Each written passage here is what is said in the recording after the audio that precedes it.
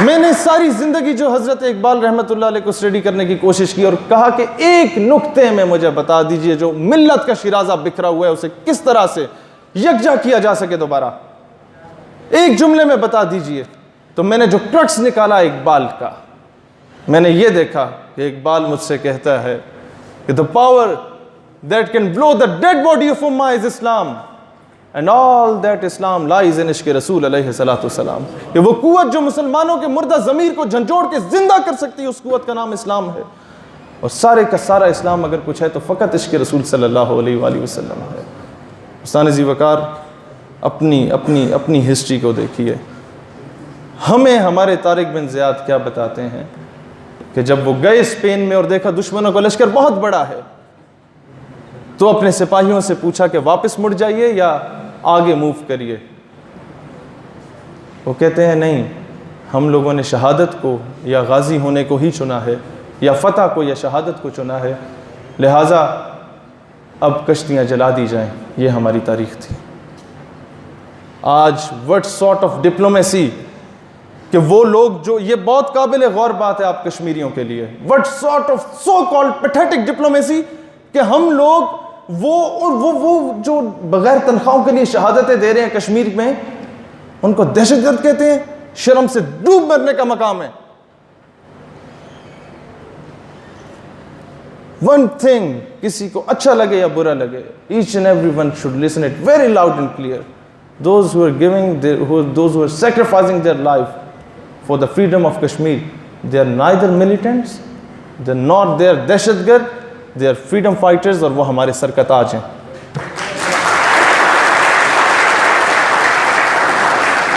अल्हम्दुलिल्लाह जो 7 साल हम लोगों ने नौजवानों में तहरीक चलाई, उसका एक फ़र्क मैंने देखा कि शुरू में मैं कॉलेजेस और यूनिवर्सिटीज़ में जाता था, पूछता था तुम्हारे रोल मॉडल कौन है, तो कहते थे शाहरुख खान या सलमान खान है। आज पूछता हूं तो जवाब मिलता है बुरहान वानी मेरा रोल मॉडल है, डॉक्टर मनान वानी मेरा रोल मॉडल है।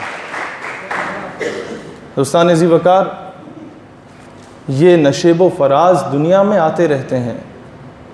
क्या गजनवी के दौर में हम लोगों को पस्ती का शिकार नहीं थे? क्या सलीबी जंगों में हम पस्ती का शिकार नहीं थे? अब तो हालात उससे बहुत बेहतर हैं। जब रूस के अगेंस्ट हम लोग मज़ामत कर सकते हैं, देन व्हाई नॉट अमेरिका? हमने सबसे बड़ा तारीख में जो जुल्म किया वो अफगानिस्तान का रास्ता देके किया। आज ज़रूरत, मैं एक बात बताना चाहता हूँ, आज हमारे माइंड्स को पोल्यूट किया जा रहा है। कभी एंटी ईरान किया जा रहा है, देन एंटी सऊदिया किया जा रहा है, देन एंटी अफगान किया जा रहा है। कौन है जो आके बताता है कि जनाब कलभूषण चलो ईरान से आया, था किस मुल्क का? अमेरिकन टैंक चलो अफगानिस्तान से आया, गया किसके रास्ते से था और था किसका?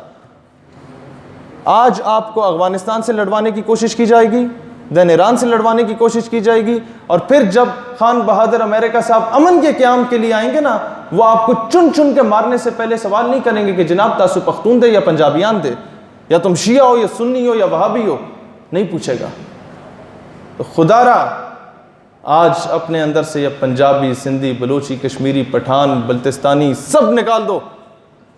आज हमने मुसलमान होने की हैसियत से एक होना है, देन पाकिस्तानी होने की हैसियत से एक होना है। खुदा का वास्ता इस कौम को तकसीम करना छोड़ दो लसानियत की बुनियाद पर। आज जब दुश्मन एक हो सकता है आपके अगेंस्ट, तो अपना दिफा करते हुए आप लोग एक प्लेटफॉर्म पर क्यों नहीं इकट्ठे हो सकते? और जो मायूसी का शिकार है ये पूरी कौम। मैं when I was in matric, मैं जनरल हमीद गुल के पास जाता था। वो कहता, जनरल साहब ये जो सूरत हाल है इसका क्या हल क्या निकलेगा? वो बच्चा समझ के मुझे जवाब दे देते थे, लेकिन एक दिन उन्होंने बड़ा सेंसिबल किस्म का जवाब मुझे दिया। कहते हैं, बेटा मौरिख ये लिखता है कि पाकिस्तान ने अमेरिका की मदद से रूस को शिकस्त दी। मैंने कहा सर मैं समझता हूँ, आगे क्या बनेगा जो हम लोग गैरों की गुलामी कर रहे हैं? कहता है, बेटा मैं रहूँ या ना रहूँ, गवाह रहना, मौरिख ये लिखने पे मजबूर हो जाएगा कि पाकिस्तान ने अमेरिका की मदद से अमेरिका को शिकस्त दी।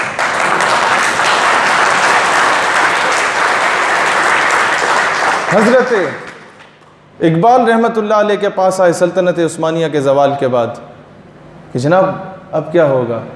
व्हाट विल हैपन नेक्स्ट, हम तो तबाह हो गए हैं, बर्बाद हो गए हैं। इकबाल ने एक नई उम्मीद की किरण दी इस काम को। कहते हैं उस्मानियों पे कोहे गम टूटा तो क्या गम है, खून सद हजार अंजुम से होती है सहर पैदा, सुबह होने से पहले हजारों सितारों को कत्ल करना पड़ता है, तब जाके सुबह का सूरज तुलू होता है। इस पाकिस्तान को बनाने में हमने कुर्बानियाँ दी, अब इसको बचाने में मज़ीद कुर्बानियाँ देना होंगी, लेकिन गैरों की जंग लड़के नहीं। आज अपने ज़मीर का सौदा करना हमने छोड़ना है, अपने मुल्क का, अपने मज़हब का, अपने आका सल्लल्लाहु अलैहि वसल्लम की इज़्ज़त और हुर्मत का दिफा करना हम लोगों ने सीखना है।